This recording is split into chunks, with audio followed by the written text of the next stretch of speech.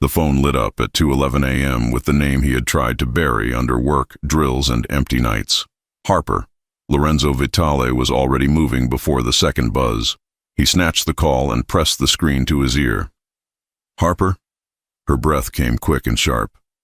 "Lorenzo, I'm in labor." He froze for half a heartbeat. 8 months since the divorce decree.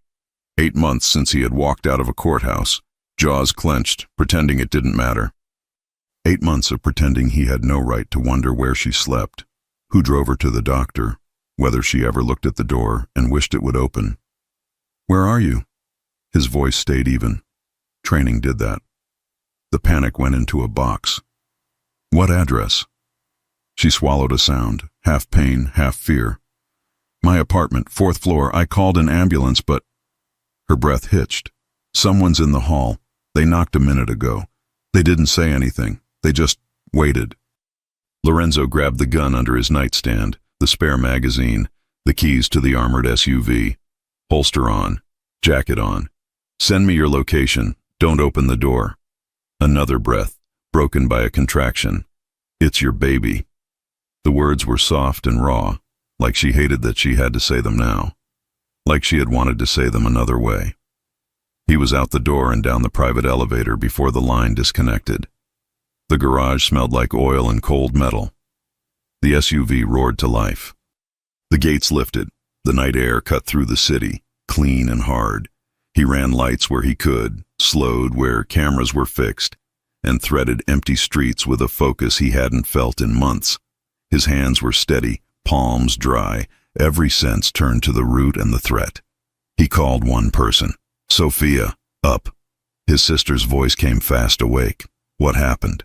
Harper, labor, possible tail on her building. He took the FDR on-ramp at speed. "Wake Collins. I'm taking Harper to her." "On it. I'll sweep the apartment. Meet you on the FDR near 23rd. Back up in 10.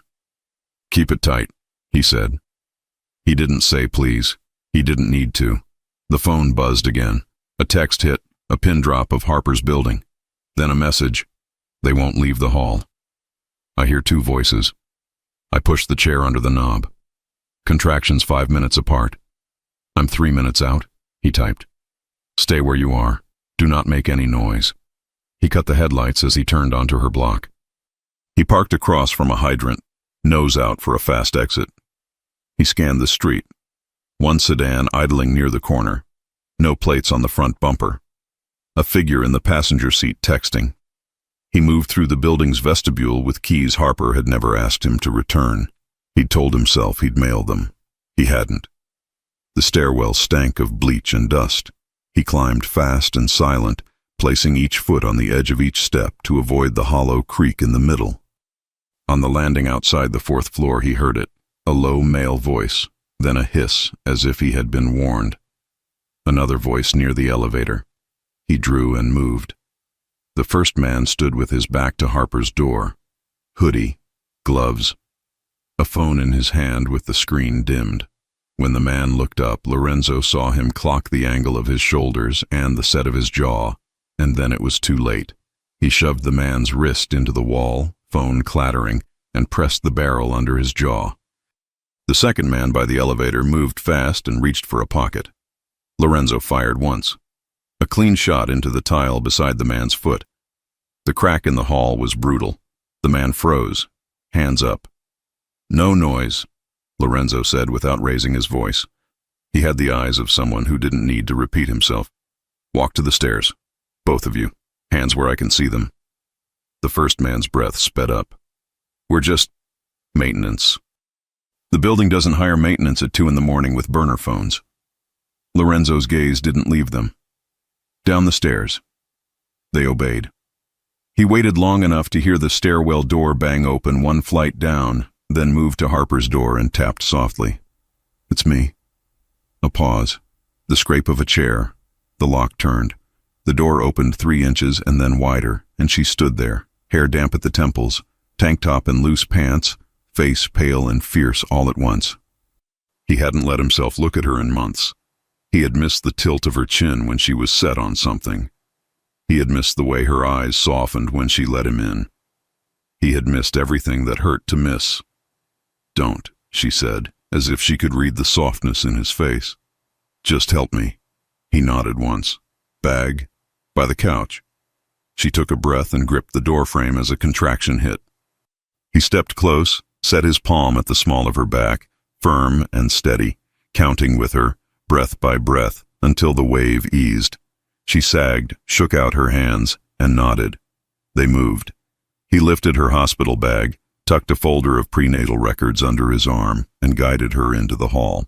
He scanned both directions. Clear. He held her against his side and took the stairs, one arm around her waist, the other free. Outside, the cold made her gasp. He seated her in the SUV, buckled her in, checked her eyes. You with me? She nodded. I'm with you. He drove. One hand on the wheel, the other finding her hand on her thigh. Her fingers were cold. He wrapped them in his and didn't let go. Contractions? He asked. 4 minutes, maybe 3. They're strong. She swallowed. I was going to call Dr. Collins next. Then someone knocked. They didn't say anything. They just stood there. And I thought maybe this was the night they were going to try. Try what? Make me disappear. She stared out the windshield, jaw tight. You told me to stay away from your world. I did. I changed schedules. I used ride shares under other names. I kept appointments off my phone. Someone knew anyway. He kept his voice careful. How long have you known? That I'm in labor? An hour. She shot him a look, a flash of anger inside fear. That the baby is yours? Since the second I saw that first scan. He almost smiled. It was small and gone quick. I meant how long have you known they were watching? Her throat worked. Weeks. Something was off. Packages I didn't order at the door. Calls with no one there. A reset link to my patient portal I didn't request. He filed it all away. We're not going to a public hospital. Collins has a private floor. Off-books intake. I already called my sister. She's clearing your place now and meeting us near 23rd for an escort. Harper gave a short laugh that held no humor. Of course she is. The words landed like a bruise, not because they mocked him, but because they reminded him why they were here like this. He hadn't trusted Harper with the truth when he should have. He had taken away her choice and called it protection. He had signed divorce papers and called it love. A delivery truck swerved into their lane. He cut around it and took the next exit to the FDR. The city slid by in blocks of quiet light and empty piers. In the rear view, a compact sedan changed lanes when he did. He watched it. It held back, then crept closer. He hit the speed dial and put Sophia on speaker. I'm on the FDR southbound, he said. 2 minutes from 23rd, one tail, possibly the same sedan from the corner. I see you, Sophia said. Black SUV, gray sedan, 2 cars back. I've got eyes from the overpass. I'll drop in behind them. Harper pressed a fist to her side as another contraction rolled through her. He lowered his voice. Look at me. She did. He counted for her again. She breathed through it, never breaking eye contact. When it passed, she squeezed his fingers. She didn't say thank you. She didn't have to. I wasn't going to call you, she said, quieter now. I didn't want to need you. You called. He made it a fact, not a victory, because they found me. Her voice trembled, then steadied. And because I didn't want to do this alone. He nodded. You're not alone. Silence sat between them for a mile. Not easy, not gentle, but not the silence of strangers. He caught the gray sedan pulling closer again. He saw the passenger lift a phone, maybe to snap a shot of the plates. Sophia's bike slid into his side mirror, black helmet, dark visor. She cut in behind the sedan, matching their speed, and spoke into her mic. They're making a call. I'll spook them. Don't engage, he said. Relax. I'm just playing shadow. Harper shifted, bracing her feet on the floorboard. How long can I wait to push? Until Collins tells you, he said. And we get you to her. A streak of pain crossed her face. He hated how it looked there. Does it hurt too much? He asked, uselessly, because of course it did. She shot him an almost amused look. Does it look like it doesn't? He huffed once. Fair. Her eyes softened for the first time since he'd stepped into her doorway. You always did that. What? Make me laugh when I wanted to fight. He let the weight of that sit for a second. You can fight me later. I won't run. He meant it. She heard it. Her shoulders lowered a fraction. The phone buzzed with an incoming call. Dr. Collins. He put it on speaker. Collins. I'm open and staffed, she said, voice calm. Basement entrance off 30th. 2 nurses, 1 tech. Private elevator is cleared. Beds prepped. How close is she? Active labor, he said. 3 to 4 minutes apart. Her water hasn't... Harper inhaled sharply and grabbed his wrist. Stop sign. Stop talking. She clenched, eyes wide, a low sound leaving her throat. Breathe with me, he said. Now. He counted. She followed. He kept the SUV steady even as chaos seized the world in the passenger seat. The contraction eased. She sagged. He felt her hand shake in his. He didn't let go.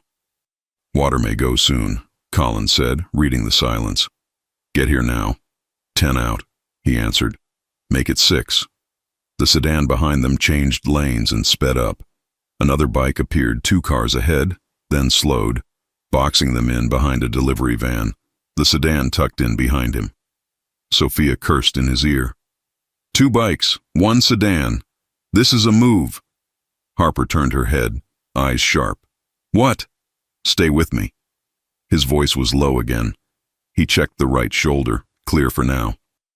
Sophia's bike moved to the sedan's flank. I can peel one. Don't, he said. I'll shake them. He dropped a gear and shot left, then right, threading between a taxi and a van. The bikes adjusted, angling in. The sedan mirrored him like a shadow. Harper gasped and grabbed the handle above the door. Contraction, she said through her teeth. Lorenzo. He reached across the console and set his palm on her belly, firm and calm. I've got you. For a second, there was nothing but the road and the pulse under his hand, strong and urgent and real. His child. Their child. He had missed the first kick, the first scan, the first time she had heard the heartbeat. He would not miss this. The bike on his left edged closer, inches from his door, a rider with a dark visor staring in. The rider tapped 2 fingers against his helmet like a greeting. Lorenzo didn't return it. He braked hard, let the bike overshoot, then swung right behind it and accelerated, using the bigger vehicle as a shield. The sedan tried to keep up. Sophia slipped between them and clipped the sedan's mirror. It shattered, spraying glass. The sedan swerved wide. Go, Sophia snapped. I'll slow them down. Harper's head dropped back against the seat as another contraction built. She squeezed his hand. Lorenzo, my back. Press into me. He eased her closer with a steady pull and kept the SUV arrowed between lanes.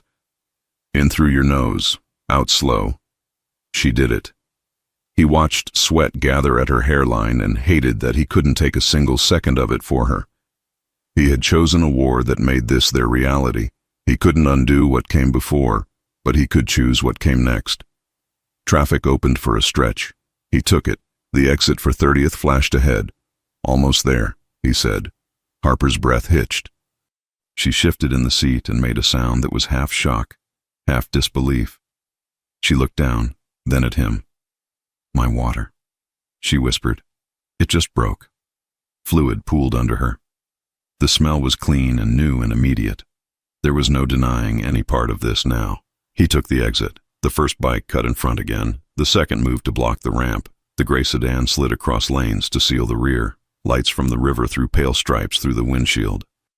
The city felt close and far at the same time. Sophia's voice sharpened. They're boxing you in.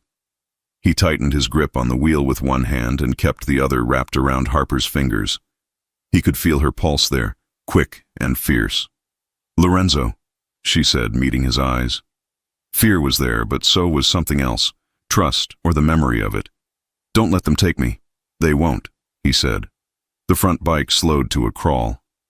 The back sedan eased forward until its grille filled the mirror. The second bike rode up on his right, inches from the door, visor turning toward Harper. He saw the underground garage entrance to Dr. Collins's building just ahead, down a tight ramp behind a steel gate. He also saw that he would have one chance to reach it clean. He lowered his voice so only Harper heard him. "When I move, hold on to me and keep your head down."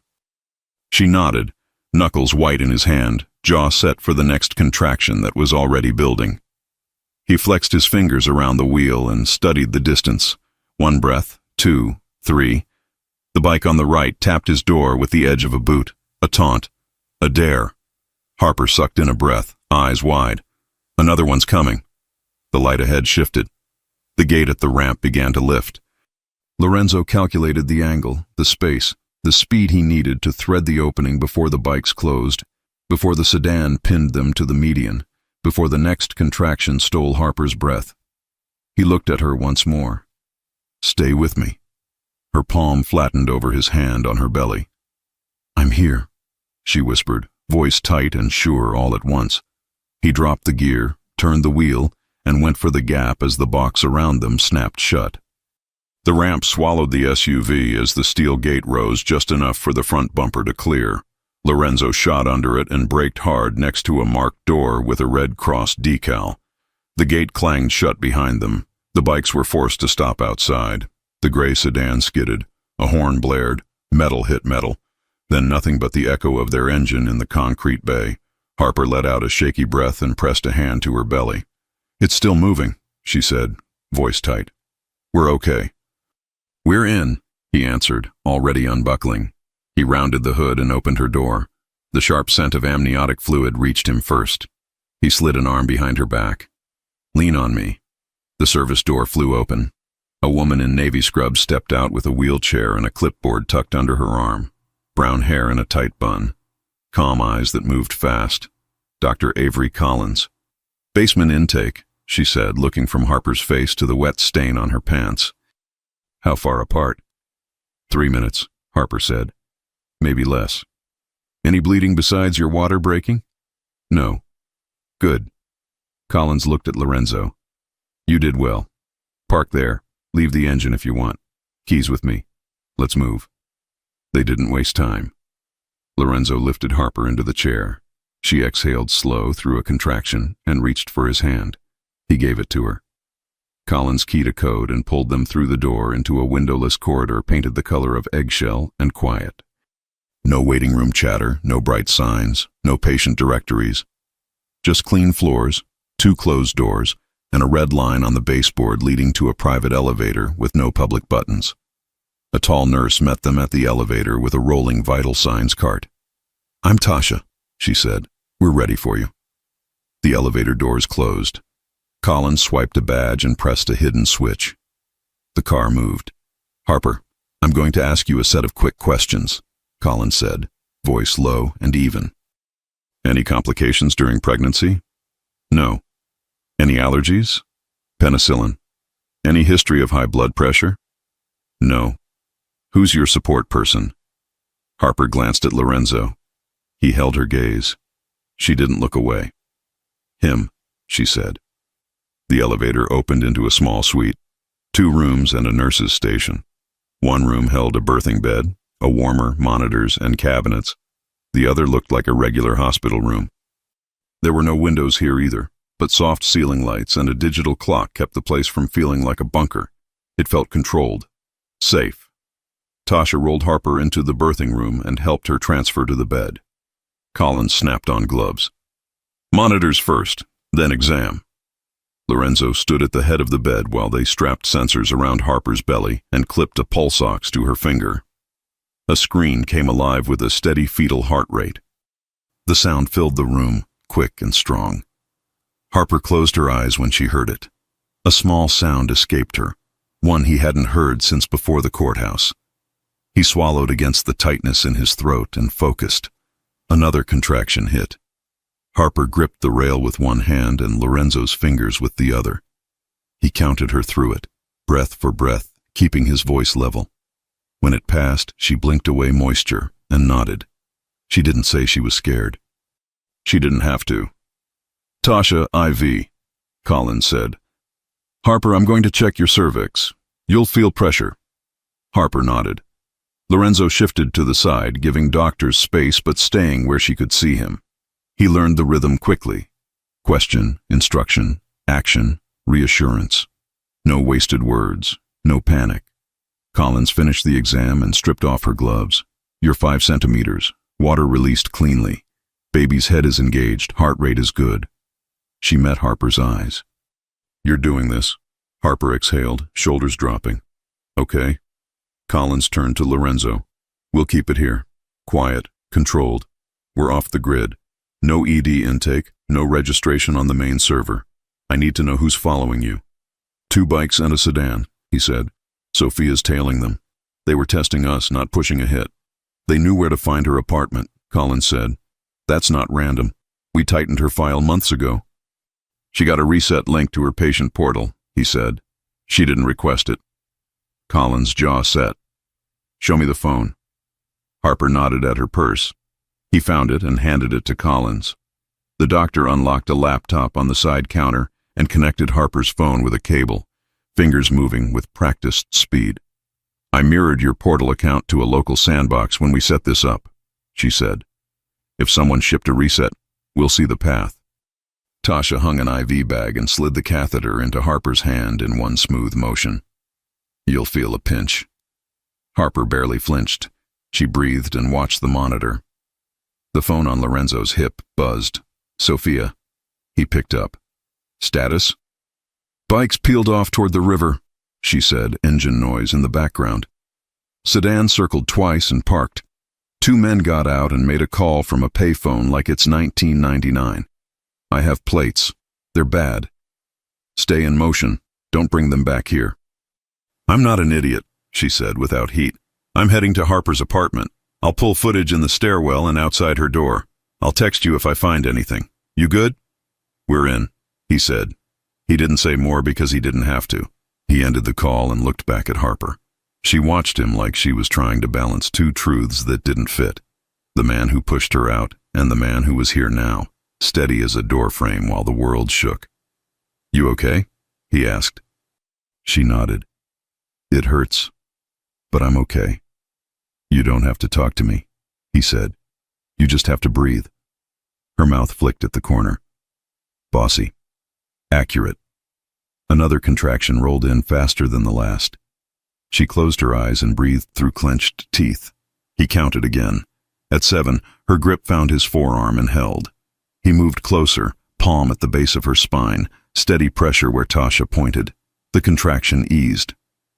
Harper let out a breath that almost sounded like a laugh. That helps. Tell me where, he said. There. She guided his hand. He kept it there. Collins didn't stop working while they talked. She ran logs, captured snapshots, and opened a terminal window. Here it is, she said after 2 minutes. A password reset from an IP that resolves to a residential ISP in the Lower East Side. That's not our system. That's someone hitting your portal. Harper opened her eyes. Can you see who? Not directly, Collins said, but the request was made from a device that also touched your building's Wi-Fi last week. I can see the MAC address, same fingerprint. Whoever did this has been in your hallway, at least close enough to sniff signal. Lorenzo's jaw tightened. The super? Maybe, Collins said, or a neighbor with access. Did anyone new move in near you? Apartment 4B, Harper said. 3 weeks ago, a couple. They keep to themselves. Collins typed. 4B's leaseholder name? I don't know. Lorenzo's phone buzzed again. Sophia, your super is Ethan Ward. Ran his plate last month on a separate issue. He has 2 burner accounts that ping towers near Marcello's warehouse. Not the mastermind, but dirty. Another text followed. Pulling footage now. You had 2 men at your door for 6 minutes before Lorenzo arrived. They spoke once into a sleeve mic. Not amateurs. Lorenzo read it, then put the phone down and looked at Harper. Your super has contacts with a rival. Harper's face went still. Not surprised. Just tired of being right about the danger. So he let them in. He let them know when to come, Lorenzo said, but someone else is paying him. Collins closed the laptop. We'll lock down the network on our end. Your file is now only local, not cloud synced. No one outside this suite has access. If they were hoping to intercept updates, they won't find anything. Harper nodded. Thank you. You're safe here, Collins said. She meant it like a promise, not a slogan. We'll keep labor progressing. Pain management is your choice. I can offer strategies now, epidural later if you want it. Harper looked at Lorenzo, then back at the doctor. Not yet. I want to see if I can keep going. Good, Collins said. We'll reassess. Tasha, fluids are running. Wide open, Tasha said. Fetal heart tones steady. Harper's breath steadied for a few minutes, then spiked again. The pattern shifted, shorter gaps, stronger waves. She clenched the bed rail and then his wrist. He braced his stance and took the force without moving away. Talk to me, he said, voice even. What do you need? Pressure, she said. He pressed where she guided. Between contractions, she looked up at him. There was sweat at her hairline and stubbornness in her eyes. Why the divorce, Lorenzo? Not the public reason. The real one. He didn't look away. A file landed on my desk. Photos.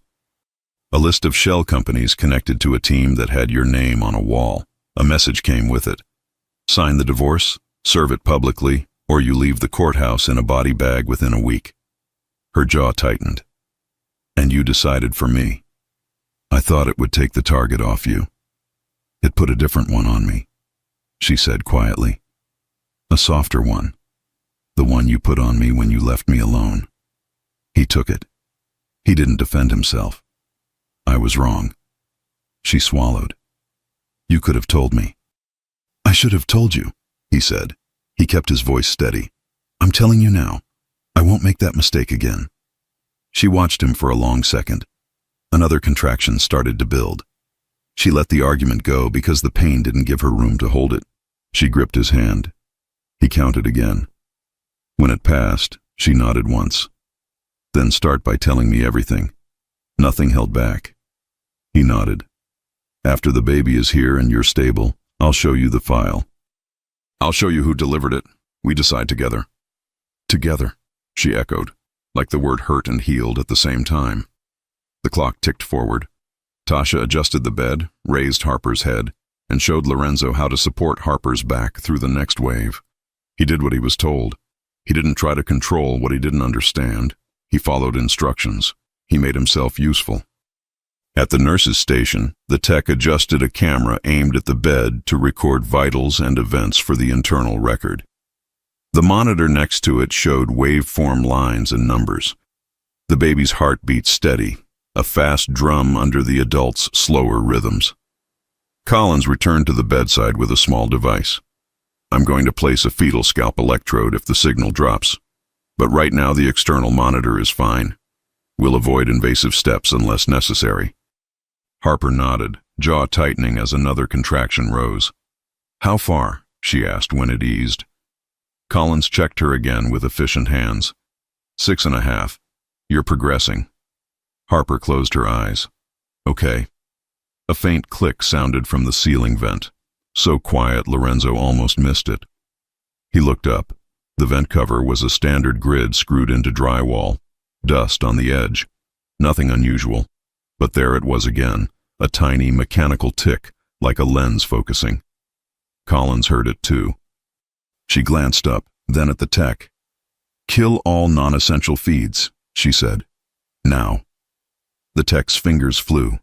The room dimmed as 2 panels of lights cut to half. The background monitor kept the fetal heart line running, but the camera indicator light on the wall by the clock went dark. The tick came again. Lorenzo stepped onto the rolling stool, braced one foot on the locked bed frame, and reached the vent. He didn't touch it yet. He studied it. If someone had put a sensor there, touching it might trip an alert. Do you see something? Harper asked, breath shallow as another pain built. He kept his voice calm. Could be nothing. Collins moved to a cabinet and took out a small handheld detector. EM sweep, she said, handing it up to him. Slow. He passed the device along the edge of the vent. The display spiked. A faint dot blinked. Not the hospital system. Collins's face didn't change, but her tone did. That's not ours. We're locked down, the tech said, checking another screen. No external Wi-Fi beacon in this suite. Which means it's broadcasting elsewhere, Collins said. Local receiver, short range, someone nearby. Harper's eyes opened. She looked at Lorenzo, then at the ceiling. The contraction took her before she could say anything else. He dropped to the floor, set the detector on the tray, and moved back to her side, one hand sliding to her lower back at the exact spot she had shown him. She breathed through the pain, eyes on his. When the wave eased, he kissed her forehead. It was instinct. He kept it brief and asked for nothing in return. "You're doing this," he said. Her mouth trembled. "Don't leave me." "I'm not going anywhere." Collins stepped to the side door that led to the small hallway and tapped a code. "Tasha, lock the main bay and pull the secondary alarm on silent. No sirens. I want doors sealed and cameras looped to yesterday's feed." "Yes, doctor." Lorenzo glanced at the monitor. Baby still steady. He nodded at Collins. "You want me outside the door?" "I want you here," Collins said. "Your job is Harper. Mine is everything else." He paused, pulled by habit toward threat, then stayed where he was told. He wasn't the only shield in the room. Accepting that felt new. His phone vibrated. Another text from Sophia. "Hall cam shows a small flicker after you took the men to the stairs. Like a jamming or a test. I'm pulling router logs. Also, your super's key fob opened the roof access 30 minutes before the knock." He wasn't in his office. A second message hit. Warehouse chatter on the scanner mentions basement clinic.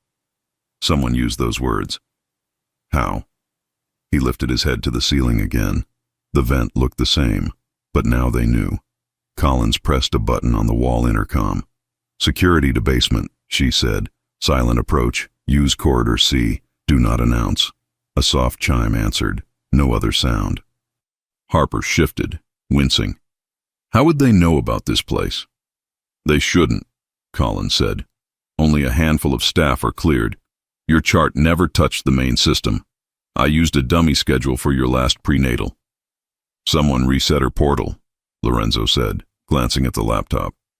"And someone sniffed the building Wi-Fi." Collins nodded once. "And someone placed a camera in my vent." The monitor ticked another minute forward. The baby's heart stayed steady.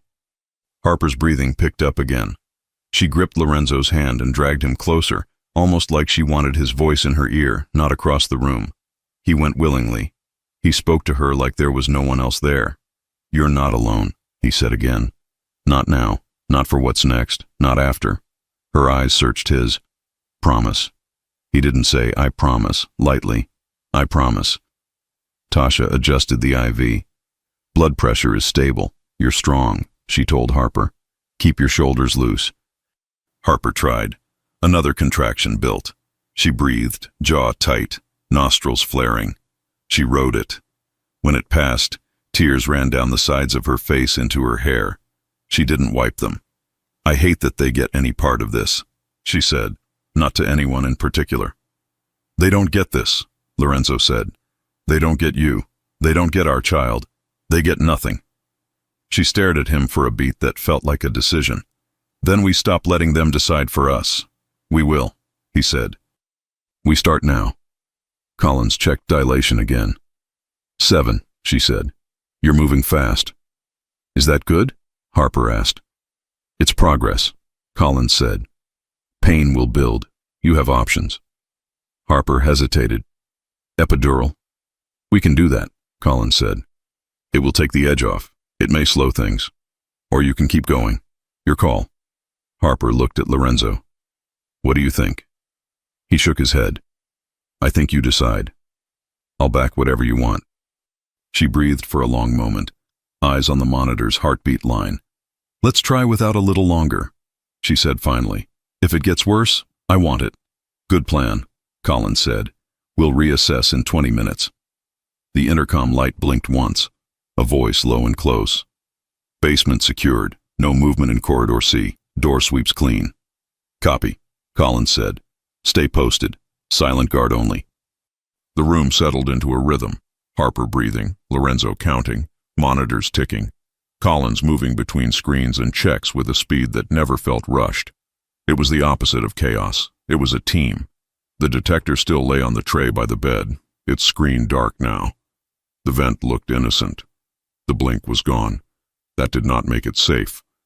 Harper shifted again, face pinched. She grabbed for Lorenzo. "It's different," she said through her teeth. "Lower, stronger." "Pressure," Collins said. "Normal at this stage. When you feel like bearing down, tell me. Don't push until I say." Harper nodded. Another contraction slammed through her.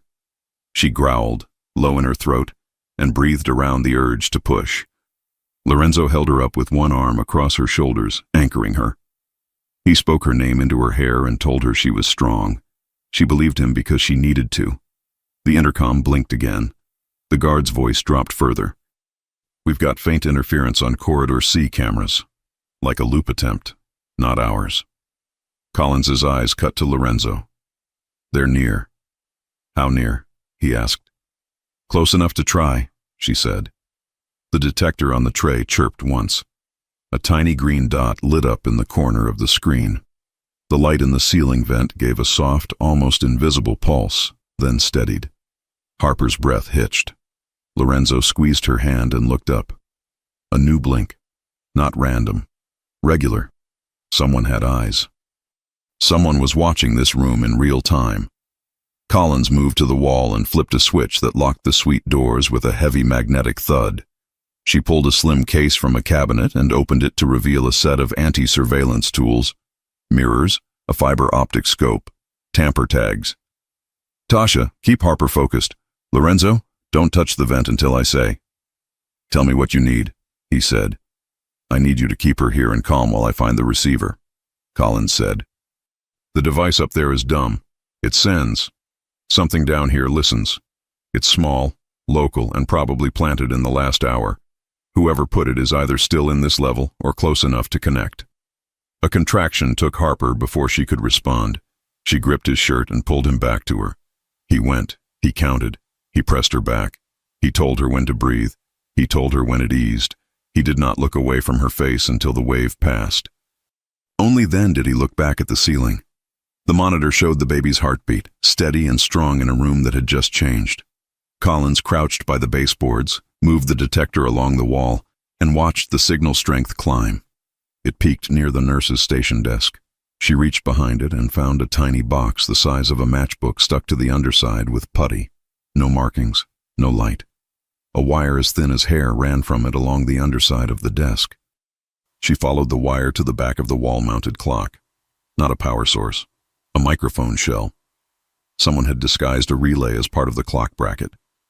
"Got you," she said under her breath.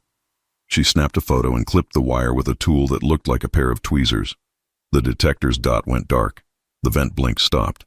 Lorenzo's phone buzzed twice. Sophia again. "Roof door at Harper's building opened again 10 minutes after you left. Same fob. Your super walked out with a toolbox and a bag. The bag looks like an HVAC kit. He met a second man in a black cap, leaving you a plate." Another text. A phrase came over a radio. "Basement clinic, private elevator." That language is too specific to guess. Someone from inside Collins's orbit is talking. Or someone bugged the right person. Collins held up the cut device with a pair of forceps. "We'll bag it and hand it to the right people after," she said. "For now it's dead." Harper let out a breath like she'd been holding it for an hour. It wasn't relief. It was anger without a place to go. "They were watching this," she said, disgust plain in her voice. "They were watching my labor." "They aren't anymore," Lorenzo said. He brushed damp hair from her forehead. "They won't get another second." Her eyes met his. "Then after the baby is born, we stop them. All of them." "We will," he said. He wasn't making a speech. He was setting a plan. Another contraction surged. Harper's face tightened. She breathed hard, and then panted the way Collins showed her. "Pressure," she ground out. "It's pushing on its own." Collins checked quickly and then straightened, voice firm. "You're at 8.5. We're close. You'll feel more pressure. Do not push until I tell you. Save your strength." Tasha adjusted the bed again. "You're doing beautifully," she said. "You're strong, Harper." Harper squeezed Lorenzo's hand. He glanced at the clock. Minutes had moved, and yet the world felt suspended in this room. Outside, engines and radios and men with gloves and lies kept moving pieces on a board. Inside, there was one job. Harper's gaze pinned Lorenzo. "After this, no more secrets." "No more secrets," he said. "And if someone in your circle did this," she added, words clipped, "you cut them out." "I will," he said. He didn't flinch. The intercom blinked again. The guard whispered, "Soft footsteps near corridor B. No eyes on them. Could be scrub coats. They're not ours." Colin's mouth thinned.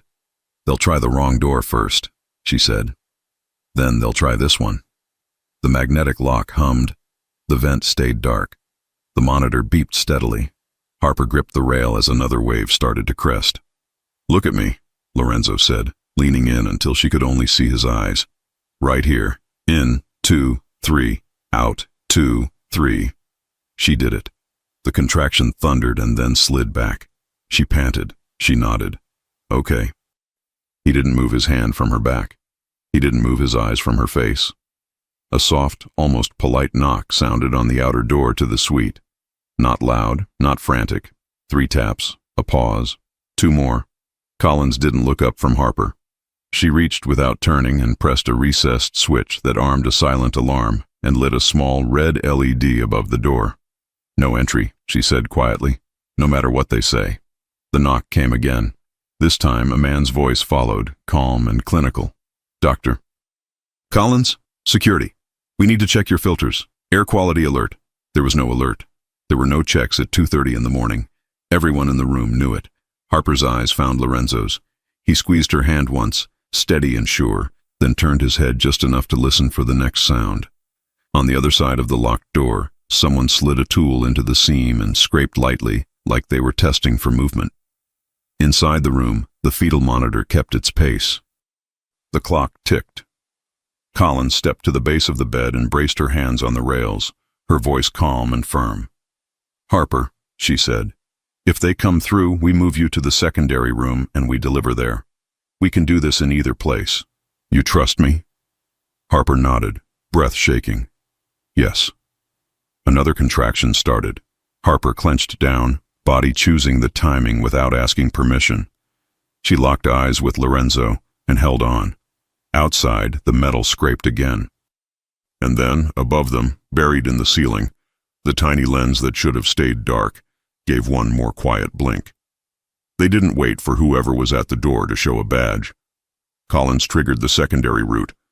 The wall behind the supply cabinet swung out on a hidden hinge, opening to a service corridor that smelled like fresh paint and alcohol wipes. "Go," Collins said. "Stretcher elevator. Van is ready." Tasha unplugged the monitor leads and switched Harper to a portable unit. Lorenzo lifted Harper with care and set her onto the gurney. She clutched his shirt as a contraction started to climb. "I've got you," he said into her hair. "In 2, 3, out 2, 3. They moved fast. The door to the suite rattled.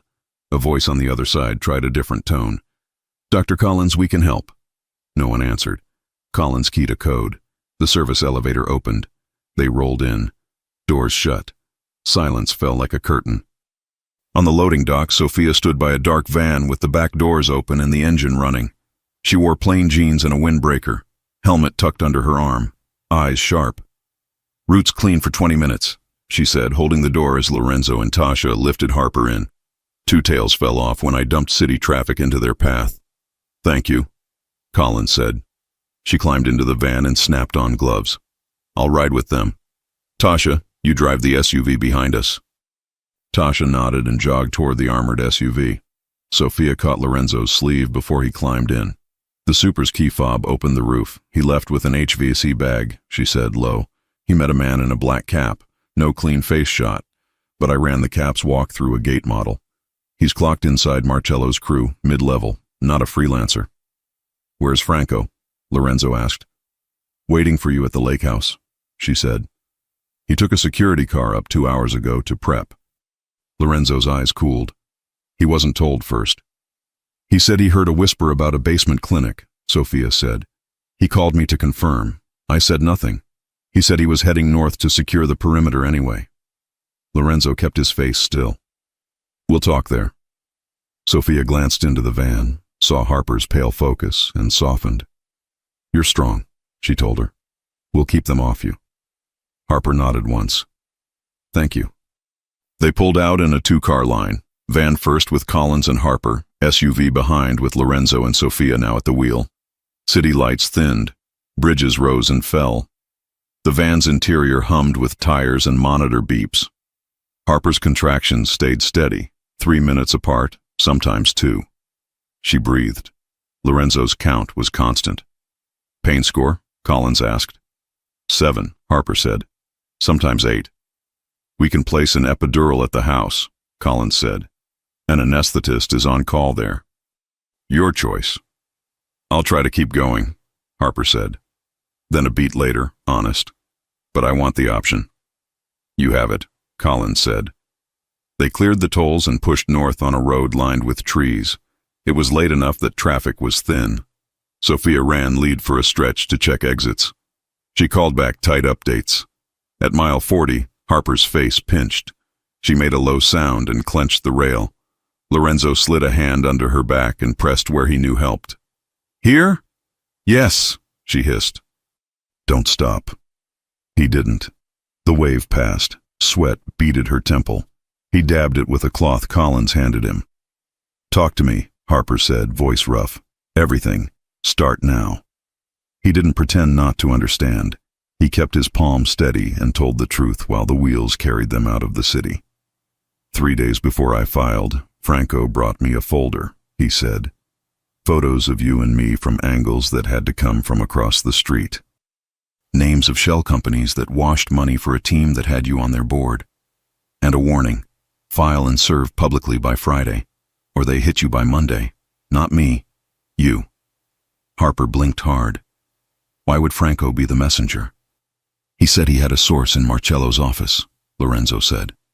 He said the source liked money more than loyalty and sold him the list.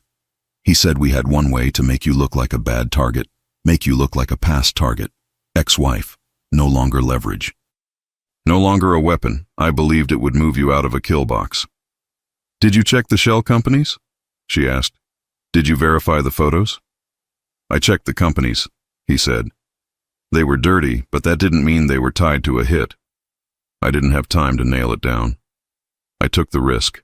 I staged the cheating to make you run. She listened, jaw hard. Another contraction climbed. She squeezed his wrist, taking him with her through the wave. When it eased, she spoke without heat. You didn't take the risk. You made me pay it. He took it on the chin. Yes. You set my life on fire and called it a shield. Yes, he said again. Silence. The monitor ticked. The road hummed. He leaned closer. I'm not asking for forgiveness. I'm asking to fix it. With you, not around you. She stared at him, and he didn't look away. The next contraction gave her no time to answer. She bore down on the breathing Collins set, panting through the peak, shaking with the effort to ride it and not push. Lorenzo held steady, a brace, a voice. It ended. She let out a breath that shook. After the baby comes, she said clear, we decide together how to end this. You don't make a move without me in the room. Agreed, he said. The van turned down a smaller road lined with dark pines. A gate opened to a gravel drive. A lake sat black and flat beyond the trees. The house was low and wide, glass and wood, lights minimal. 2 men Lorenzo trusted stood at the porch, Cal and Ruiz. No uniforms, no visible guns. Quiet. Franco stepped out from the side porch like he belonged there, hands in his coat pockets, expression calm. Mid-50s, sharp suit even at 3 in the morning. He gave Harper a polite nod, then looked at Lorenzo. Perimeter is set, he said. You're clear.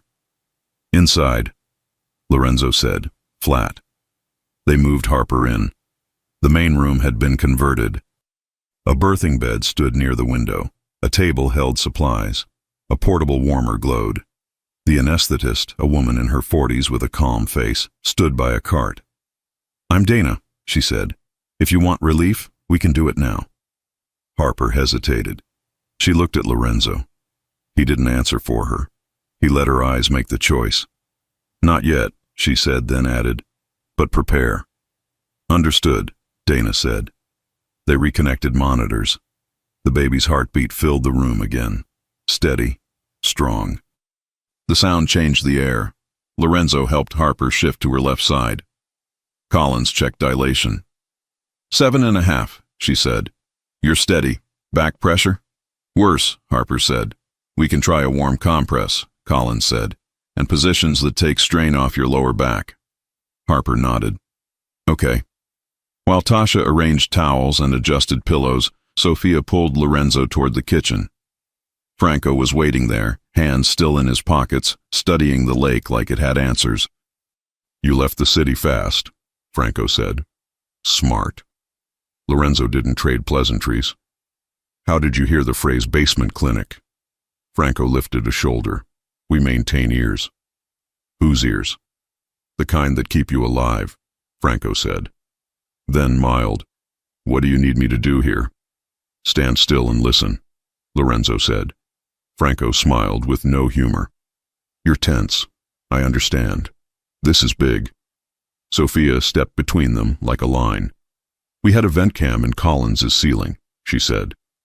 Receiver buried in the nurse's station clock. That detail wasn't on any plan. Who handed that to Marcello? Franco's brows rose. You think I would compromise Collins? She patched 2 of our men without asking questions. She keeps you off paper. You told me to divorce or lose Harper, Lorenzo said. I told you the risk, Franco said. I delivered a file. I wanted you to choose survival. Whose file? Lorenzo asked. A contractor, Franco said. Does it matter? You're here. She's alive. It matters, Sophia said. Franco's gaze flitted toward the hall, quick and small. It was the only tell. Sophia saw it. Lorenzo saw it. Neither moved yet. Harper called for Lorenzo. He went back to her side. She gripped his hand. I feel sick, she said. Nausea is normal, Collins said, placing a basin near her chin. Breathe slow. A contraction rose and crashed. Harper shook and did not scream. She rode it like a wave that wouldn't end. When it eased, she sagged. Lorenzo pressed a cool cloth to her face. You're strong, he said. She gave him a ghost of a smile. I know. The room eased into a pattern again. Between waves, Harper and Lorenzo talked in short, clear sentences, the type they hadn't used in months. Did you pick any names? He asked quietly. She blinked. A few. Tell me. If it's a girl, I liked May, she said. After my grandmother, and Isla because it felt calm. He smiled. Small, real. If it's a boy? She hesitated, then let it out. Lucas, or Adrian. He nodded. I had two too. What? For a girl, Elena, he said. My mother's favorite aunt. For a boy, Nico, short, strong. She breathed those in like a small gift. We'll see who shows up. Another contraction cracked down. She crushed his fingers. He didn't move. Sophia stepped in, phone in hand, eyes on Lorenzo. Quick, she said. Outside. He looked at Harper. She nodded. Go. 1 minute. He stepped out to the hall with Sophia. She angled the screen so only he saw. An encrypted message scrolled across a dark app. Lake address confirmed. Clear perimeter until sunrise. The sender tag was a randomized string. The receiving device signature was not. It's Franco's phone, Sophia said. This ping came 10 minutes after we left the clinic. It left a repeater near the Triborough. He's sending location updates to someone. Lorenzo's jaw tightened. You sure? Device fingerprint matches his. Time match on his car's travel chip. He's the only one who left the city on that route at that time with that device, she said. And this, she swiped, shows he forwarded a photo of the clinic ramp to an unknown ID 2 hours ago. He didn't get that from me. Lorenzo's fist closed once, then opened. Harper cannot move again tonight, he said. We hold. We finish. We deal with him after the baby is safe. Sophia's eyes were like his. Or we take his phone now and cut the leak. If he realizes we know, he bolts or he acts, Lorenzo said. I want him where I can reach him until we're ready. She nodded. Then we shadow him. Do it, he said. Pull Cal. Don't let Franco step onto the porch alone." They went back in. Harper watched their faces. She knew something had shifted. "What?" she asked, voice tight with another wave rising. "Security adjustment," Lorenzo said, keeping it simple. "You're safe." She stared at him. "Are you sure?" "Yes," he said, because he would make it true. The contraction hit hard and low. Harper's breath broke. "Pressure," she said. "It's stronger." Collins checked her quickly and gave a decisive nod. 9, she said. "We're close. You did the heavy lift. If you want the epidural, it needs to be now. Otherwise we keep going and we deliver without it." Harper looked at Lorenzo. He didn't speak. He searched her eyes and waited. She found her answer. "No epidural," she said. "Let's finish." "Okay," Collins said. "When I tell you, you'll push. Not yet." Sophia hovered at the doorway, then moved away to take up a quiet post where she could see both the drive and Franco's shadow crossing the kitchen windows. Collins prepped the warmer. Tasha coached breathing. The anesthetist stood by, hands loosely folded, ready if things turned. Lorenzo slid behind Harper so she could brace against him. He anchored her shoulders and bent close to her ear. "I'm here," he said. "I'm not letting go." She set her jaw and nodded. "I know." The baby's heartbeat ticked strong. Collins's voice came low and clear. "With the next contraction, bear down. I'll count. Short pushes, chin to chest, eyes on one spot." Harper took a breath. The contraction rose. She pushed on Collins' count, face taut, tendons in her neck standing out, fingers digging into Lorenzo's forearm. Collins watched. Steady. Good. Again. Breathe. Again. Harper pushed until the world narrowed to effort and sound. They paused. Harper panted, eyes wet and blazing. Lorenzo pressed his forehead to hers for a second. "You are fire," he said. She almost laughed, breathless. "Don't get poetic." "Then you're strong," he said. "Stronger than all of them." The next wave came fast. She bore down again. Collins' tone sharpened. "Good descent. Again. You're close." Movement in the hall. Sophia's voice, low and tense, into her mic. Franco stepped onto the side porch. He's making a call. Lorenzo didn't turn his head. He stayed with Harper. Collins did not look up. The room held to its task.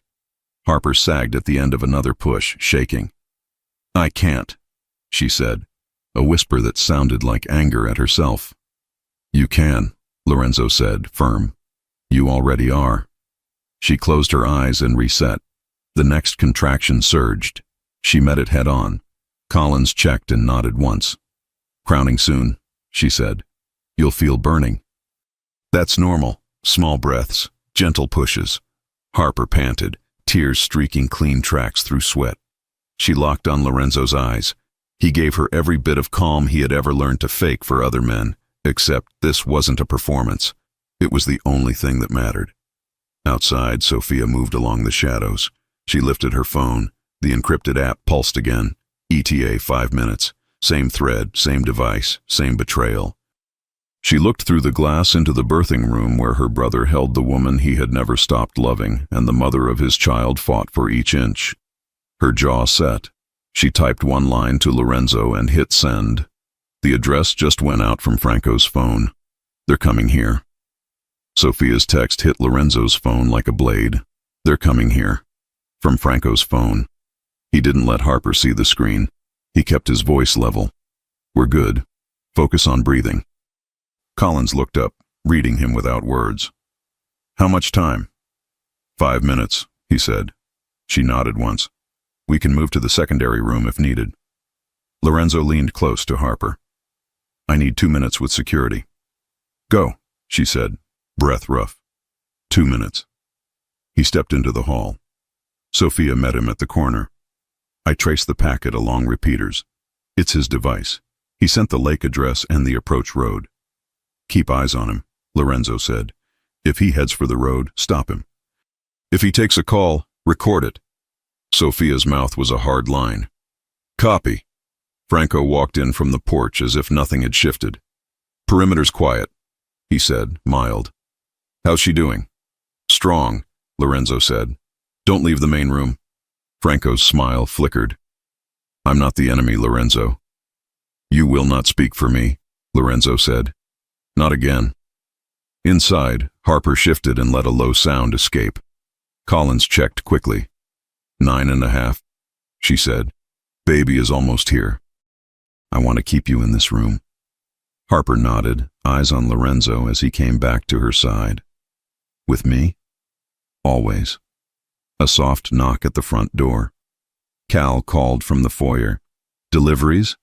No one ordered anything, Sophia said, already moving to the side window. She looked down at the driveway. A white van idled near the steps. 2 people in pale scrubs stood outside with a sealed case. The scrubs were wrong for this hour and this place. Sophia spoke low to Cal. Hold them at the door. No entry. Cal opened the door on the chain. We're not accepting services. The woman in scrubs lifted a badge that could have been printed that afternoon. Home health. Vital check. No. Cal closed the door. The knock came again, firmer, then silence. Lorenzo felt the rhythm of Harper's contraction change. Pressure? He asked. More, she said. Collins's voice was steady. You're ready soon. We wait one more breath. Then you push. In the kitchen, Franco's phone buzzed. He checked it with a small tilt of his wrist, then turned his body toward the porch. Sophia slid into his path. Stay inside. He lifted his hands. Easy. Of course. Give me your phone, she said. Franco's relaxed face didn't change. You don't want to start a fight here? I'm not asking, Sophia said. Franco's eyes went past her to Lorenzo. You're going to let her accuse me while your child is being born? Lorenzo didn't look away. Hand it over. Franco set his jaw and passed the phone. Sophia slipped it into a Faraday pouch and sealed it. Enjoy the quiet, she said. A minute later, 3 sharp raps hit the back door. Kitchen level, not the front. Ruiz moved to that hall and signaled to Sophia. 2 shadows outside, one crouched at the lock. Franco watched with a stillness that read like calculation. Sophia lowered her voice. This is a test. Next is a push. Harper gripped the rails, eyes on Lorenzo. If they get in, they won't, he said. You're safe. Collins raised the bed a few inches. Listen to me. With the next contraction, you push. 3 short pushes per wave. We are not moving. We finish here. Harper nodded, jaw set. The wave rose. She bore down. Collins counted. Tasha coached. Lorenzo braced Harper's shoulders. Again. Breathe. Again. Outside, wood splintered at the kitchen door frame. Ruiz shoved a wedge under the knob and clicked the secondary lock. They brought tools, he called. Sophia slid to the hall, checked angles, and returned to Lorenzo's shoulder. We have 5, maybe 6, she said. Masks. One has a medical bag. Harper went still. No, they don't get in, Lorenzo said. Franco stepped closer, voice low. You want this to end before it gets worse? There's a cleaner way. We trade. Marcello wants leverage. Give him the woman for 6 hours and you walk away with a truce. Let her deliver, then we negotiate a safe return. We've done worse to get peace. Lorenzo stared at him like he didn't know the man. Say that again. Franco spread his hands. It protects the child. We make it look like we had no choice. You sign a letter of intent. He backs off our roots. The heat falls. It's ugly, but it works. Harper heard every word. Color drained from her face. You would trade me, she said, voice steady with horror. Like I'm a crate. Franco's expression didn't change. I would end a war. Sophia moved first. Step back, she told Franco. Away from this door. Now. Franco held Lorenzo's eyes. You can take the hit for your choice, or you can end this tonight with a paper and a handoff. Your call. Lorenzo kept one hand on Harper's shoulder. He did not look at Franco. Leave the room. Franco's mouth twitched. We'll talk in 10 minutes, he said, and walked out. Harper's next contraction slammed in. She pushed because there was no space left not to. Tears slid into her hair. Don't let him, she gasped. He won't touch you, Lorenzo said. He is done. Collins's tone sharpened. Crowning, she said. Gentle. Slow. Harper, you control this. You're doing it. A window shattered down the hall.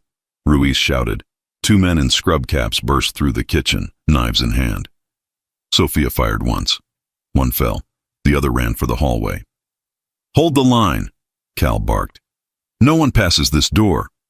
Harper panted, fighting the burn. Tasha coached her through short breaths.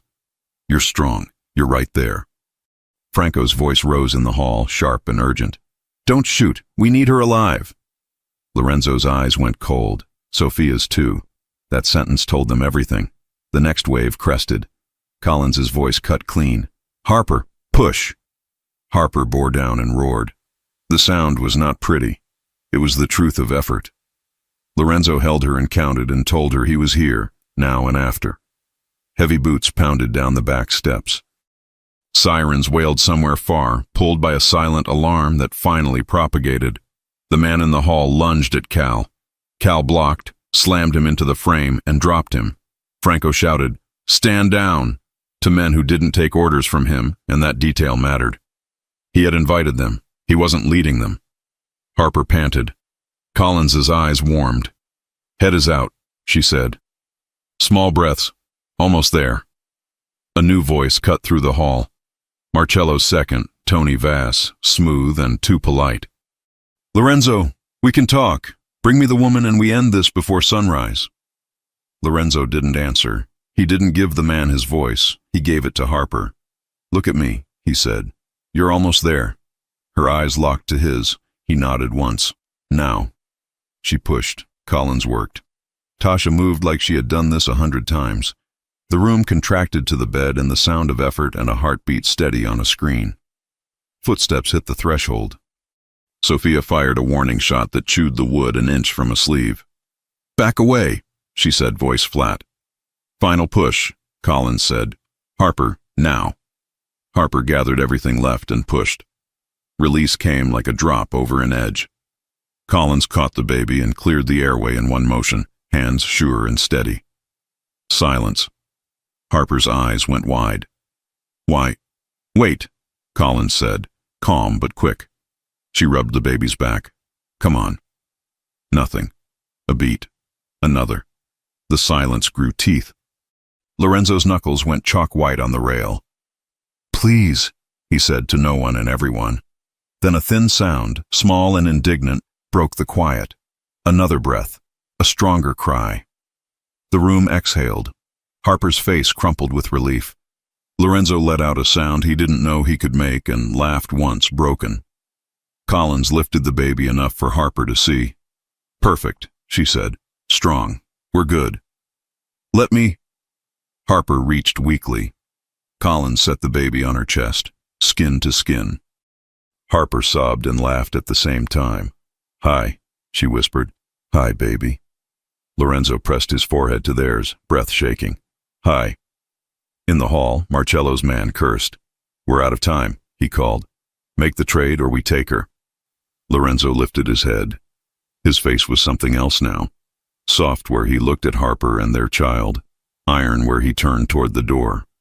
Get Franco, he said to Sophia. She dragged Franco back by the elbow and shoved him into the doorway. Tell them, she said. Tell them what you promised. Franco's eyes slid to the baby and then back to Lorenzo.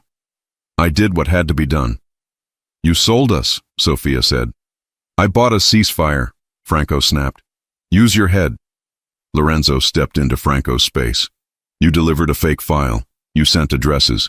You invited them to my door. You offered Harper like she was inventory. His voice didn't rise. It didn't need to. You're finished. Marcello's second laughed from the hall. Fight each other if you want. We'll finish for you. Sophia showed her phone, recording the call log and the last messages. Every capo has this now, she called. Franco handed Marcello our house on a platter. Any man who backs Franco backs a traitor. A murmur ran through the men in the hall. The grip on knives shifted. The certainty of the raid bled. Franco saw it too. His face sharpened. You think you can cut me out and walk away clean? I think we walk out with our child alive, Lorenzo said, and you walk out with a bag on your head if you're lucky. Franco lunged toward Harper, the only leverage left. Ruiz slammed him into the doorframe and zip-tied his wrists in one move. Franco spat and writhed. No one helped him. Marcello's second recalculated and made the only move he understood. Take the boss, then, he said to his men. Trade him. Leave the girl. Lorenzo looked at Harper and then at their child. I'll go, he told Harper, low and clear. I'll end it outside. Collins stays. Sophia stays. Cal and Ruiz stay. Harper shook her head, panic flaring. No, I won't be far, he said. I promise. I'll give them what they want that isn't you. She grabbed his shirt. Do not leave me alone with him in this house, she said, eyes slicing to Franco. Sophia tightened the ties. He's not going anywhere. Collins glanced at the baby and then at Lorenzo. We're stable, she said. You can step to the porch. 1 minute, no further. He nodded. He kissed Harper's forehead. He touched the baby's back with one finger. He walked to the door. Sophia flanked him. Cal and Ruiz closed in behind. Franco hissed in the corner like a broken pipe. The porch light hummed. The night was cold and still. Marcello's second stood at the edge of the steps with 4 men. He smiled like he had won something. Trade, he said. Your word, your accounts, your roots. Or the house burns. Lorenzo didn't give him time to savor it. I'll transfer the accounts, he said. I'll sign. You get my seat at the table for 72 hours. You step off my family. You never touch Harper. You never touch our child. You take Franco as your consolation prize. Marcello's second blinked. Franco, your man inside, Lorenzo said. He fed you a camera, a clinic, a house. He also sold your warehouse schedule to the feds 2 months ago. Sophia held up a file. Screenshots, dates, numbers. His face shifted. So did 3 of his men's. You can have what he knows, Lorenzo said. Or you can keep trying the door while my men call every number on that list and tell them your leak wears your colors. Silence stretched. The men behind Marcello's second looked at each other. The math out here was no longer simple. Inside, Harper held the baby and tried to hear through the walls. Her body shook with aftershocks. Tears wouldn't stop coming. She wasn't ashamed of them. She kissed the baby's damp hair and whispered, I'm your mother. I'm right here. Collins checked bleeding, checked vitals, checked the monitor. You're okay, she said. You did it. Harper looked at the doorway. He comes back, she said, half prayer, half command. Outside, Marcello's second made a new calculation. 72 hours, he said. Your signature and your money now. Franco walks with us. Lorenzo nodded. Done. Sophia opened a case and pulled out a tablet already loaded with accounts. Lorenzo authenticated and moved funds in clean blocks. He signed the letter of control. He kept his face calm and his voice even. He didn't bargain more time. He didn't waste seconds. He closed the tablet, looked the man in the eye, and said, Remember, family is off the board. Marcello's second took Franco by the arm. Franco snarled, You're dead without me. Sophia smiled without warmth. We'll test that theory. They dragged Franco down the steps. Engines started. Gravel crunched. The night pulled them away. Lorenzo stood on the porch for 1 breath, then 2, his hands still, his jaw tight. Then he turned back into the house and walked fast down the hall. Harper looked up as he entered. Relief hit so hard her face crumpled again. You came back. I don't leave you, he said, and meant it forever. He washed his hands and took the baby when Collins nodded. The small weight settled into his arms like it had always belonged there. He swallowed hard. His eyes went wet. Hey, he said, voice rough. I'm your father. Harper watched them, chest tight with something that hurt and healed at the same time. Is he okay? She, Collins said, smiling. Strong lungs, good color. Lorenzo laughed softly. She. Harper let out a breath that had been stuck since the silence. Hi, May, she said, trying the name on the air. Or Isla, or Elena. Lorenzo nodded. We'll choose together. Sophia stepped into the doorway, face pale with fury and relief. Franco's gone with them. We have 72 hours. Then it gets loud. Harper looked at Lorenzo. Then we use those hours. He nodded. We will. He handed the baby back to Harper and sat on the edge of the bed, close enough that their shoulders touched. He kept his hand on her leg. He looked at their daughter and saw the future land in his lap. From the porch, Ruiz called softly. We have headlights on the far road. Sophia pivoted. Friends or not? Not, he said. Lorenzo stood. He looked at Harper, then the baby, then the door. He spoke low, only for her. This isn't over. She met his eyes, fear there and something stronger. Then finish it. He nodded once and went to the hall. The baby settled on Harper's chest and sighed like a tiny person who had already done enough for one night. Harper kissed her head and lifted her eyes to the door, bracing for what came next. Who is coming now that the trade is done, and what will Lorenzo give up to end this for good? Headlights swept the trees and turned off. Engines went quiet. No doors opened. Whoever sat out there knew how to wait. Sophia leaned into her mic. Thermal shows 4 bodies in the second car, 2 in the first, no movement. Marcello's backup, Lorenzo said. Or someone else who read the address, Sophia said. We cut Franco's phone, but not before he blasted it. Collins finished her checks and covered Harper with a warm blanket.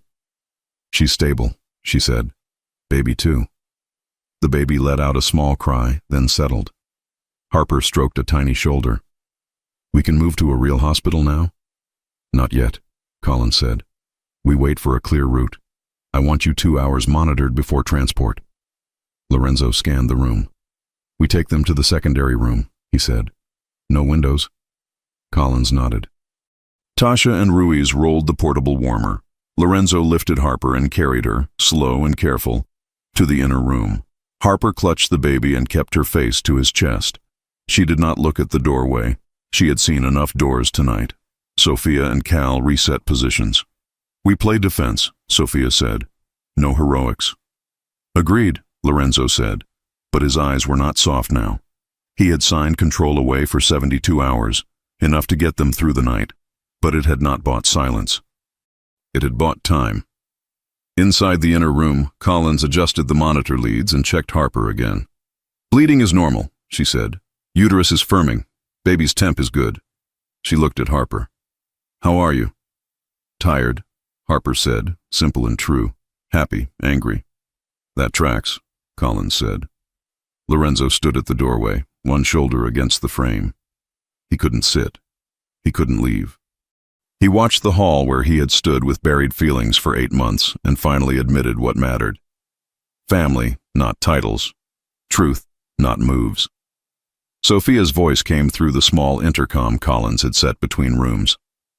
2 figures on foot north side. Slow approach.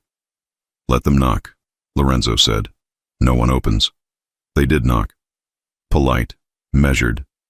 The same rhythm as the clinic, which made his neck go hot. A man's voice followed, one he didn't know. Delivery. Flowers. Cal laughed once, humorless. Try again. A minute later, 3 sharp clicks sounded on the front lock like someone testing. Then nothing. Inside, Harper watched Lorenzo more than the door. When you said you signed, what did you sign? A temporary handover, he said. Money, formal control, it buys distance. And after 72 hours? We take it back, he said. On paper or by force, but not before you and our daughter are safe. Harper searched his face. Did you mean it? Family first? Yes, he said. I'll prove it. How? She asked. By cutting out anyone who threatened you, he said. By stepping away from any operation that puts us on a collision course with a hospital, a clinic, a school, your street. By building clean businesses where I can, and putting trusted people between us and anything that is not clean. She watched him for a long second. Then after this, we sit with Collins and a lawyer and write it out. No more promises without plans. He nodded. Deal. The baby, still unnamed, rooted and fussed. Collins checked latch, showed Harper how to position, and stepped back. Harper tried, patient, stubborn, until the baby found what she wanted. Relief flashed on Harper's face. "She's hungry," Collins said, a small smile breaking through the steel. "That's good." In the hall, Sophia murmured, "They're pulling back, or they're repositioning." "Let them," Lorenzo said. "We hold." His phone vibrated in his pocket. Encrypted app. A number he had put in the ground a year ago. He almost ignored it. He glanced. The sender ID was an old federal contact who sent him warnings when cases heated up. "We have movement on Franco. Asset says he promised us a ledger in exchange for immunity. Asset also says Marcello knows. Expect fireworks in the next 24 hours. Keep your family indoors." Lorenzo's mouth went hard. He texted back, "Understood." He looked at Collins. "If we move them to a hospital, can we guarantee no one says her name?" "I can't guarantee anything public," Collins said. "Here I can." "Then we hold," he said. An hour passed in a rhythm of checks, changes, soft words, low light. The baby slept, then ate, then slept. Harper's color improved. She watched the doorway and never quite unclenched. Sophia came to the inner room with a quiet update. "The car's left. We're scanning plate readers down the road. They may try again at dawn. We should move at first light if we're moving." Harper looked at Lorenzo. "I don't want to run again." "You won't," he said. "We move only to a tighter place, or we stay and end it here." "How do we end it?" she asked.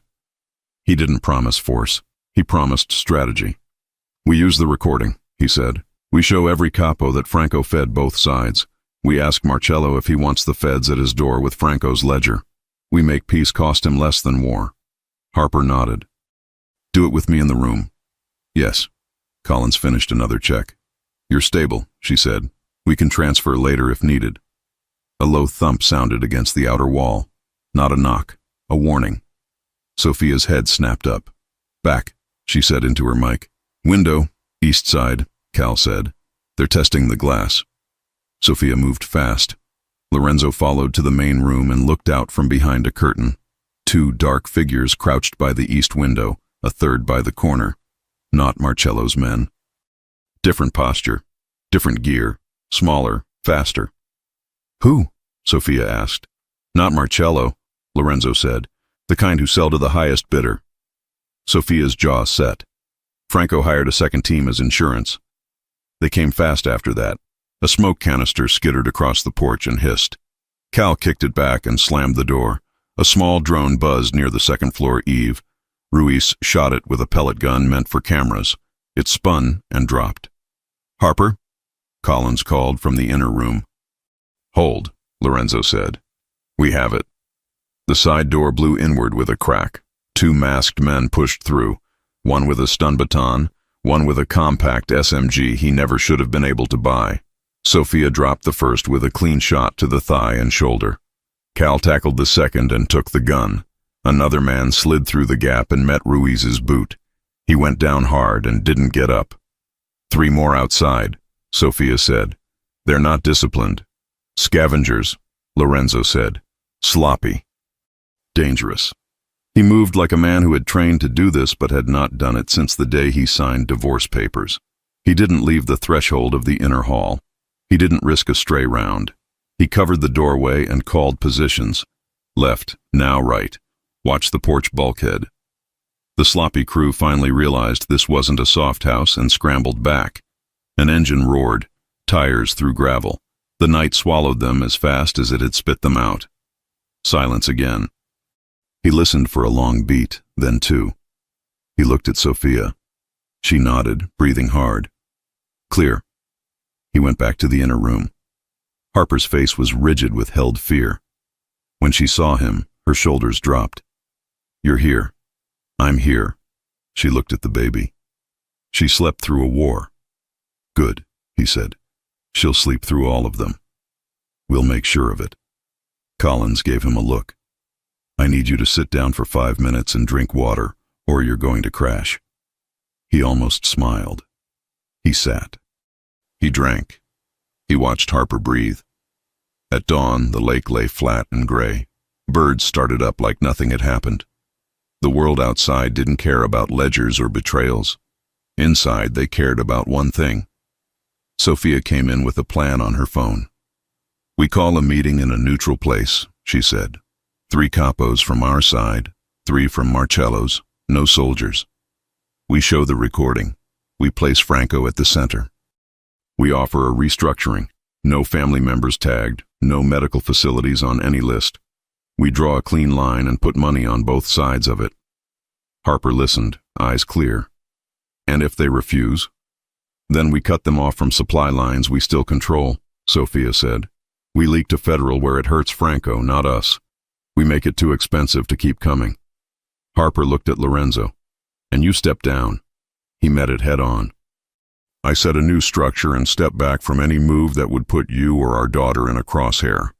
I keep final say on family, not roots." She nodded, accepting the only answer that felt real. "Then do it. With me there." Collins arched an eyebrow. "You're not leaving this bed today." "I can sit in a chair and listen," Harper said. "I will decide about my life."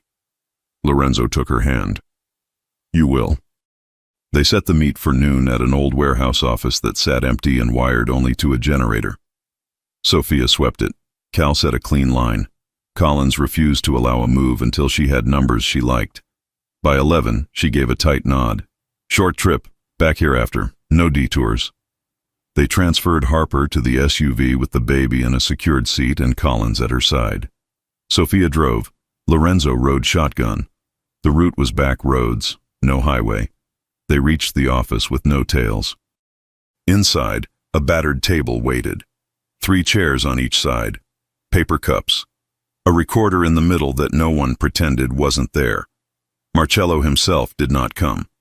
His second did, with 2 lieutenants and eyes that had not slept. He looked at Harper, then the baby seat, then Lorenzo. "This is not the room for children."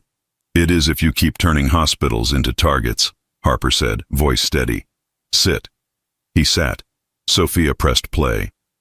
Franco's voice filled the small room. Promises to both sides, times, dates. The sentence about trading Harper for peace. Faces tightened. Not just Marcello's men, their own. "Here's the deal," Sophia said. "You take Franco off the board. We take the clinics, schools, and homes off every list. Forever. We stop the door games. You get your 72-hour control. After that, we build channels that don't run through families. You get money, we get quiet." Marcello's second looked at Lorenzo. "And you?" "I step back from anything that points at them," Lorenzo said. "I take the heat that belongs to me. I don't hide behind divorce papers again." "What if I want more?" Marcello's second asked. "Then you get the feds," Sophia said, and slid a folder across the table. Copies of Franco's ledger pages with dates tied to Marcello's accounts. "You think Franco gave you all of it?" "He kept enough to drown you." The man stared at the paper. Then he laughed once, short. "That snake." "Choose," Sophia said. "War with a snake on your lap or money without children on your paper." Silence. The baby made a small sound, a sigh. Harper reached down and touched her chest. Marcello's second nodded slowly. "Fine," he said. "The lines stand. The snake is yours to kill or deliver. We don't care which."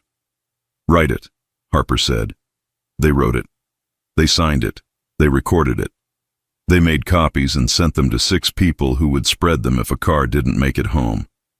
When it was done, Harper leaned back and closed her eyes. Tired didn't cover it. Relief didn't either. But it was something that had room to breathe. On the way back, the baby cried for the first time that day with real strength. Lorenzo looked over the seat at that tiny face and felt something in his chest set in the right place. They pulled into the lake house as clouds thickened. Rain started, soft and steady. Collins cleared Harper to rest in the main bedroom with the baby's bassinet an arm's reach away. Lorenzo stood at the window and watched water make lines down the glass. He turned when Harper said his name. "I meant it," she said. "No more secrets, no more deciding for me." "I hear you," he said. "I needed to learn it the worst way, I won't forget." She nodded. "Then we begin again, but not with promises, with a plan, papers, witnesses, a house that isn't a fortress." He smiled, small. "Done." She looked at the bassinet and then back at him. "She needs a name before the paperwork." He came and sat on the edge of the bed. "Elena May Bennett Vitale?" he asked, careful, offering everything in one line, both families, both names, both choices. Harper's mouth lifted. "Yes." They said it together. "Elena May." Sophia knocked softly and slipped in. "One more thing," she said, eyes on Lorenzo. "Your ledger's pinged again. The feds are moving on Franco's offshore accounts. He will run before the day ends. If we want to decide where he lands, it's now." Lorenzo looked at Harper and the baby. He looked at the door. He had made a promise about lines. He had signed away power for 72 hours. He felt the weight of both. "I'm not leaving her," he said. Sophia nodded. "Then we make the call from here." She laid a phone on the bed. One number glowed on the screen. An agent who had asked for Franco for years. The choice was simple and heavy. Harper reached for Lorenzo's hand. "Together," she said. He picked up the phone. "If they deliver Franco to the feds, what price will the underworld demand? And can a family survive the quiet that follows?" They did not drive. They did not chase. They dialed. Sophia put the call on speaker. "You've been asking for Franco Leone," she said to the federal voice. "You'll find him in Marcello's custody by nightfall. You'll find his offshore ledger mirrored to a drive in a post office box on 84th. You will not find a clinic, a school, a woman, or a child on anything we do. You want Franco? Take him. You want us? Not today." The agent didn't gasp. He didn't thank them. He said, "Understood," and hung up. That was fine. Gratitude wasn't the point. By afternoon, word moved like heat on metal. Franco had tried to leave the city. He didn't make it to the airport. A car boxed him near a bridge. Unmarked sedans slid in from nowhere. It ended without sirens. It ended without a shot. Lorenzo stood by the crib while Elena slept and felt a thread he had held for 20 years go slack. He didn't know what he was without the pull of that wire. He decided he would learn. Collins discharged Harper to the house for another night. "Hospital brings risk we don't need," she said. "You're solid. You rest. I'll be down the hall." Harper ate soup on the bed and laughed because nothing had tasted that good in months. Lorenzo sat on the floor beside the bassinet like he'd never owned a chair. He stripped off his jacket and rolled up his sleeves and took his turn with Elena on his chest, small cheek pressed to his heartbeat. He didn't check his phone for a long time. When he did, it was to delete numbers. At dusk, rain stopped. The lake glassed over. Sophia stood with Lorenzo on the porch and watched the line where water met trees. "Marcello will test the edges," she said. "He'll want to see if the line holds when it costs him money." "We hold it," Lorenzo said. Sophia studied his profile. "You meant what you said about stepping back." "I meant it," he said. "I'll build what we can build clean. I'll keep the old life at a distance with people I trust. If it can't be done, I walk." "You'll make enemies of friends," she said. "I'm fine with fewer friends," he said. "I'm not fine with Harper living in a hallway with a chair under her door. I'm not fine with Elena learning sirens before words." Sophia's mouth quirked. "She'll learn Nana first." He laughed softly. "She will." Inside, Harper sat with a legal pad and Collins at the foot of the bed. "Practical steps," Harper said. "Not slogans." "Okay," Collins said. "Number 1, registered security for your residence that reports to a licensed firm, not to any family employee. Number 2, list of no-go locations written into the truce with penalties. Number 3, trust set up for Elena with clean money only, audited by a firm that would rather burn you than bend." Harper wrote it all. Number 4, exit plan if the line breaks. Where we go, who we call. Collins nodded. Number 5, therapy. Both of you. Separate and together. Crisis builds walls you don't see. Harper looked up. "Yes." Lorenzo walked in and leaned in the doorway, hearing that last word. He nodded. Yes.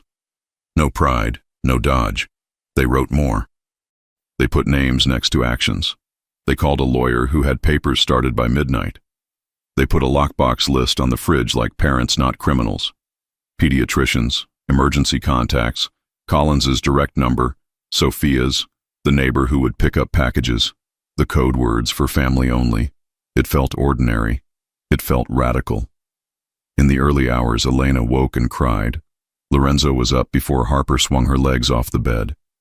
I've got her, he said. He did. He changed a diaper like a man who had read every instruction sheet twice. He brought Elena to Harper and watched awe replace the last layer of fear in Harper's eyes. Stay, Harper said when Elena drifted back to sleep between them. Don't go back to your room. I'm not leaving, he said. He lay on top of the covers with his hand on Elena's back, his arm touching Harper's. The three of them made a shape he hadn't known could fit. Morning came with quiet. No engines, no knocks. No radio words that made blood run cold. Sophia came in with coffee and a small smile. The feds picked up Franco at 1:14 a.m.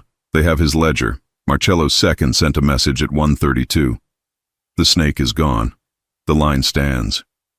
Harper closed her eyes for a second and let that sentence land. Relief didn't erase anything. It gave them room to do the work. Lorenzo poured coffee for Harper and added too much milk. She smiled and fixed it and drank. Thank you. Always, he said. They named their daughter officially by noon, Elena May Bennett Vitale. They signed the certificate. Lorenzo's hand shook a little when he put ink on the line next to father. He didn't hide it. The lawyer came with papers, a restructuring plan, a family protection agreement written like a contract, not a hope, a list of assets to be sold fast, a list to be cleaned and kept. Harper read every word like it was a scene she had to get right on the first take. Lorenzo did too. Are we really doing this? She asked. We are, he said. Say it out loud. We choose us, she said, every day. That afternoon they went outside for 5 minutes. Fresh air, no lake edge, no blind spots, just the porch with Sophia and Cal in sight. Elena slept in a wrap against Harper's chest. Lorenzo stood behind them with his hands on Harper's shoulders. He wasn't guarding. He was there. Marry me again, he said, simple and raw. No speech, no show. On the record. With our daughter in the room. With witnesses who know what we've done wrong and what we're trying to do right. Harper turned her head and looked up at him. There was no sweep of music. No surprise. Just a decision. Yes, she said. But not as an apology, as a plan, papers and counseling in a home that isn't a safe house. Yes, he said. They chose a small civil ceremony in a judge's chamber 3 days later. Not because they were hiding, because they wanted it plain. Sophia stood with them. Collins stood with them. Cal and Ruiz stood with them, awkward in jackets that didn't fit right. Elena slept through the vows. The judge looked at the three of them and cleared his throat. You know what you're doing? Yes, Harper said. Yes, Lorenzo said. They signed. Rings were simple bands. Lorenzo didn't make promises he couldn't keep. He made the ones that mattered. I will tell you the truth even when it costs, he said. I will choose our family over whatever comes to the door. I will let you decide with me. Harper said, I will raise our daughter with you in a life we can explain to her without looking away. I will stand with you when you step back and when you choose better. They kissed, short and real. Cameras clicked because Sophia insisted on one photo for the mantle that was not a stage scene with flowers and lies. Back at the lake house, they ate cake off paper plates. Elena grimaced at a crumb on her lip. Everyone laughed. The first night as husband and wife again, they lay in bed with Elena between them and talked until they couldn't keep their eyes open. They did not solve everything. They put it on paper. They put it on calendars. They put it in the space between their hands. In the morning, a sealed envelope slid under the door with no footsteps to announce it. Sophia picked it up, brows knitting. She handed it to Lorenzo. The return address was a federal office. Inside, A copy of a case file number, a brief note with 3 lines. Leon, Franco. Cooperation agreement voided. Proceedings will be public. There was no threat attached. No deal. It meant a clean end for the man who had tried to turn them into currency. It meant testimony that would crack old bones in 3 boroughs. It meant fewer whispers at hospital doors. Harper read it and exhaled. I don't want to think about him again. You won't, Lorenzo said. They hung Elena's name on the wall above the bassinet. They set up a crib at Harper's apartment for 1 more month while papers cleared on a new place with light and locks that didn't feel like checkpoints. They made a list of ordinary things: pediatrician visits, night feeds, grocery runs, a rug that didn't snag, a chair by a window that looked at trees. Before they left the lake house, Harper stood in the main room where she had pushed their daughter into the world and looked at the doorway that had held men with masks and voices with orders. She gripped the rail and then let it go. Lorenzo came up behind her and slid his arms around her waist. We won't come back to this for the wrong reasons, he said. Next time is a picnic. She smiled, with a stroller and sunscreen, and a baby who throws cake. She laughed. Deal. They drove toward the city with Sophia in the lead, Collins behind, Cal and Ruiz running back routes they had always known, and would use less and less. Traffic was ordinary. The sky was ordinary. The way Lorenzo reached across the console and found Harper's hand was ordinary in the way that saves lives. At a red light, Harper looked over. You really deleted numbers? I did, he said. I'll delete more. Keep one, she said. Mine. He didn't smile. He looked at her like the courthouse had never happened and like it had taught him everything. Always. They didn't promise the danger was over. They promised they would not let it sit at the table. They promised they would choose each other out loud where their daughter could hear it. Back home, Elena cried. They fed her. She slept. They fell onto a couch and did not move for an hour. The phone didn't ring. The door didn't knock. Harper turned her face toward Lorenzo. What will our family look like a year from now? He didn't paint pictures. He listed truths. Mornings with pancakes, a stroller that squeaks, a house we open to friends who use their real names, a job that doesn't ask you to lie, a life that doesn't need a safe word. She rested her head on his shoulder. Then we start today. They did. Ordinary days begin now, but can they hold the line when the world tests it again? And who will they be when quiet is no longer a luxury but a choice they make every morning? If you enjoy stories like this, take a moment to subscribe to the channel. That's how I'll know you truly liked it. Even if you're watching on your TV, grab a second to join this family of fans who love emotional and heartfelt stories. Your support means everything, and it helps us bring you even more tales like this one.